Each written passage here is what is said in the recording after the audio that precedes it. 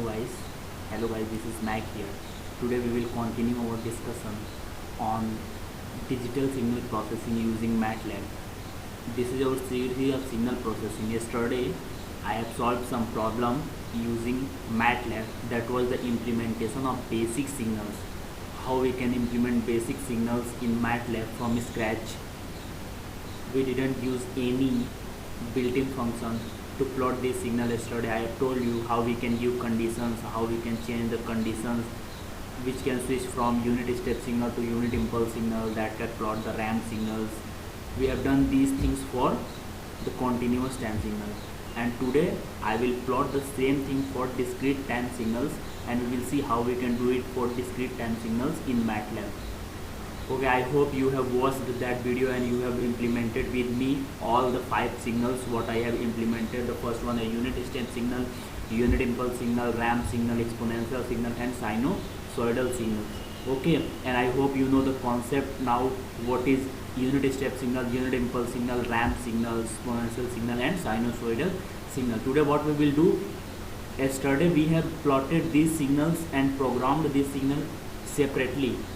But today first we will plot all these signals in the same window, and we will see how we can do it in MATLAB. And after that, after doing that, we will go to implement the same signals on discrete time signals. Okay, and then slowly we will move for the next problem, just like correlation, convolution, filtering, low pass filter, high pass filter. Okay, let's switch to MATLAB and see how we can do it in MATLAB. Okay, now let me just copy yesterday's program, and you also go and copy the yesterday's program, because same thing we don't want to type again and again. So I will copy and paste from my yesterday's program. Yeah, this was the program, and it was for continuous time signal, and this was for unit step signal. Let me plot it for you once again.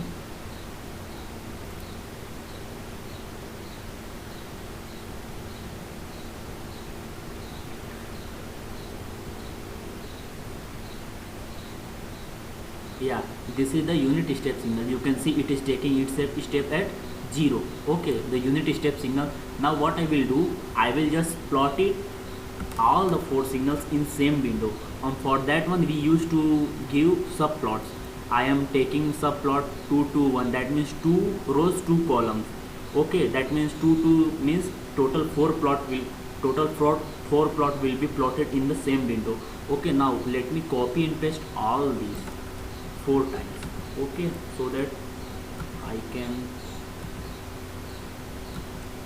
okay, the 4 we have, this was the for unit step signal, and I have told you how we can change unit step signal to unit impulse signal. What I have to do, the value of unit impulse signal will be 1 at 0 only.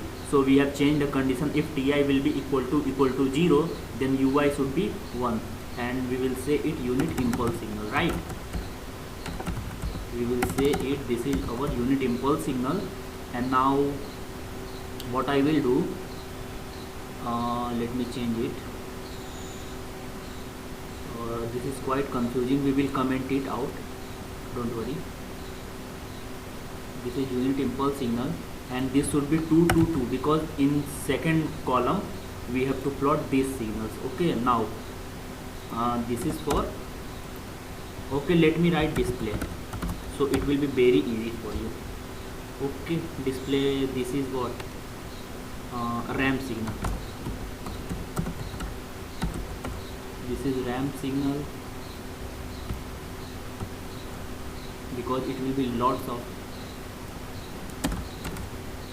this is ramp signal, and this was unit step signal, this was unit step signal, and this was unit impulse signal, and this is unit impulse signal, and this is ramp signal. And for ramp we have to remove all these, only we have to give condition. Let's suppose it is y of I will be equal to t of I, and this is our, and we will say the subplot, it will be plotted in first row in second column. Okay, now we will say this is ramp signal. this is our ramp signal. Now okay, let me display it here also. Display after ramp we have exponential signal. Exponential signal. Yeah, this is exponential signal. And what we will do for exponential signal, we don't have to give any condition. We will say y1 of I, that will be equal to, and x of t of I, and that will plot for us on exponential signal in the same window. Don't forget to give the value of rows and column. Okay, here just I am giving here subplot 2 2 4. That means the fourth plot will be plotted in second row and second row and second column. Okay, just 2 2 3, that means it will be plotted in first row and first column, second row and first column. You just see, I am just plotting here, then it will be quite clear for you what I am talking about, row and column. Okay, it is taking a little bit time because I am using online MATLAB. Please bear with me and just practice with me. It is very easy to plot these signals in, yeah, okay, let's see. What I was talking about row is column. Let's see here, I am giving here subplot 2 2 1. That means it will be plotted in first row and first column. 2 2 2, that means first row second column, and this means second row first column, and second row second column. Total 4 plot is plotted here. Okay, we can see this is unit step signal, that is unit impulse signal, this is ramp signal, this is not unit step signal, this is exponential signal. Okay, let me write it here. This is an exponential signal. Okay, title doesn't matter, but sometimes it matters a lot. Someone who don't know how to program it, then he will see and understand that, yeah, this looks like a what, unit step signal. If you don't know the definition of exponential and unit step signal, yeah, this is exponential signal. Okay, now from this one, if we want to plot to a to the power something, that means yesterday we have plotted a to the power something, that means we have taken a equal to 9, then it should 9 to the power ti. Let me plot it again and see what changes it takes place for exponential signal. I am taking a 9 to the power something. Okay, 9 to the power something as an exponential signal. Let's see if it is plotting for, yeah, look, there is lots of difference between previous graph and this graph. Okay, same thing we can plot for sine, cos also, different we can experiment with these signals. Okay, so this is very basic signals. If you will understand these signals, then in our next video when we will go for correlation and filtering, then these signals will be used there. Okay, suppose you are given an exponential signal and they will say just find its Laplace transform, Z transform. You are given a train amp impulse, you are given a unit step signal, they will say that find its Z transform, Laplace transform. Then you must know what is unit step signal and what is unit impulse signal. And if you will know it how to plot these signals, then only you can just solve. After solving, you have to solve with the graph, with the help of graph, because you are not the only one who are using this program. You have to visualize this to someone. Okay, now this is our continuous time signal. Now we will look for discrete time signals. Okay, what we will do, just same thing will be there. Look, in discrete time signal there are samples. In continuous time signal we take each step up at each step of time. Okay, now the only changes will take place, we have to change from t to n. Okay, t to n, you just start it freshly. Okay, I don't want to type again and again same thing, and it will be n of I.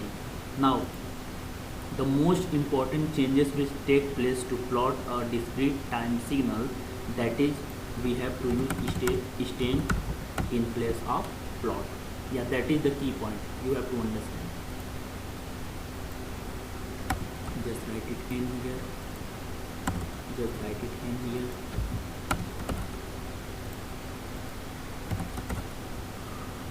Okay, let me change it.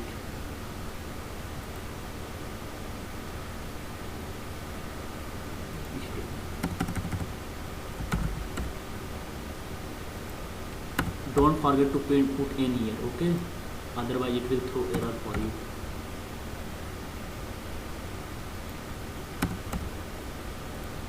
Let's see in discrete domain how it look like. Don't put same variable again and again, okay, otherwise it will create. We have to n and it should n. Let me change it here also.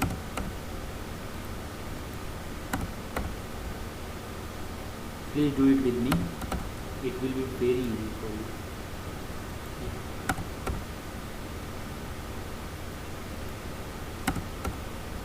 Yeah, we have done it. Now let's run it and see if it is giving the answer in discrete time domain. Okay, not time domain, in discrete signals, in type of discrete signals. Okay,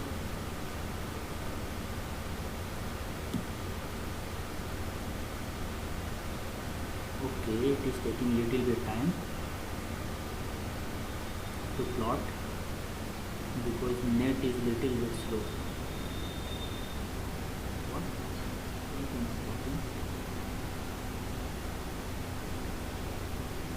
Okay, yeah, but it is not plotting for last one. Let me see what is the error. Let me see quickly. Yes, we are using a small n. That is the error, that's why it was not plotting. Let's try to run it again. Yeah, these are small mistakes you can do, and you will not get the answer, and you will get frustrated, and you will say just leave it. Okay, so don't do that. Please try to see each and every variable once again. Okay, okay, that is plotted. Yeah, that is the graph. Okay, okay, we didn't change it stem. Let's change from plot to stem because we want it. Yeah, that is the thing, that what I want to explain before you. Yeah, we want in discrete time domain, so we don't have to use plot here. We have to use stem here. Okay, yeah, look, this is the graph which it has plotted for me. Okay, you can zoom it little bit if you will see it in your window. Let me make it quick. Okay, then let me zoom it.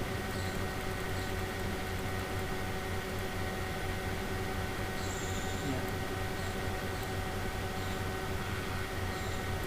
When you will zoom it, you will see spikes of signals. Okay, and you can just change steps also. Just I have taken step of 0.01.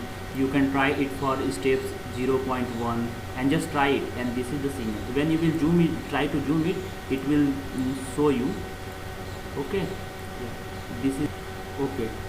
Now I think it will create a confusion for you, so let me take step of 1 here. Okay, now let's see, we will see only for unit step signal and see if it is giving more clear graph for us or not. Yes, yes, look at here, you can see here, this is the step. Let's just, you can do it experiment. When I have given here 0.01, then it was giving more closed steps of spikes. Okay, but now I have taken the step of 1 from 0.01 to I switch to 1, so you can see the graph here. It is more visible and more clear and more nicer graph. Okay, you can do for these things also. Just experiment it. If you have any query, just post into the comment box. I will plot it for you again. Okay, now let me plot another graph for you, that was for sinusoidal signal. Okay, okay, where was the signal? Yeah, yesterday I have explained this program to you. Okay, very clearly I have explained you, but what I will do, I will just change into discrete signal. Okay, let's see how we can do it. From T2 you have to do N. Okay, and it is very clear for you. This program I have explained you. Go and watch my previous tutorial, and that will be very helpful for you. Okay, yeah, now what I will do, I will do from N comma F, and I will change to stem. It is very easy, sinusoidal graph, and we will see how it look like.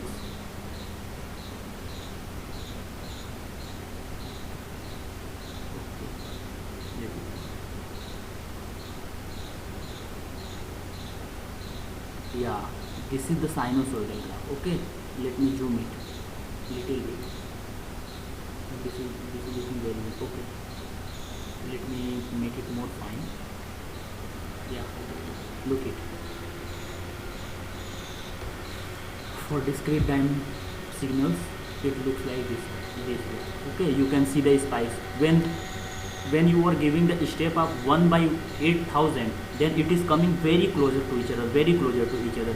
When that's why I have given zoom x on. If we will plot it in your own window, okay, and just you can do experiment, different experiment. You can change the axis also, just make very big axis, and you can just zoom it and see always the graphs at what point what graph is giving. Okay. I think it is very much clear how you can plot the discrete time signals and continuous time signal using MATLAB. We have plotted different signals. We have plotted 5 signals, that was unit impulse signal, unit step signal, ramp signal, sinusoidal signal, and exponential signal. I hope it is very clear to you. Now from tomorrow what I will do, I will start convolution and correlation. In correlation we will study cross correlation and autocorrelation. Hope you enjoyed the video. If you haven't watched till now my video, please go and watch the series of mathematical, because that mathematical concept is going to be very useful in our upcoming video. And please watch before watching the continuous time signal video, because I have explained very clear to you how we can plot these graphs and about the concept of this class. Okay, if you are comfortable with the concept, then you can come to watch this video how we can plot the discrete time signal. Thanks for watching the video.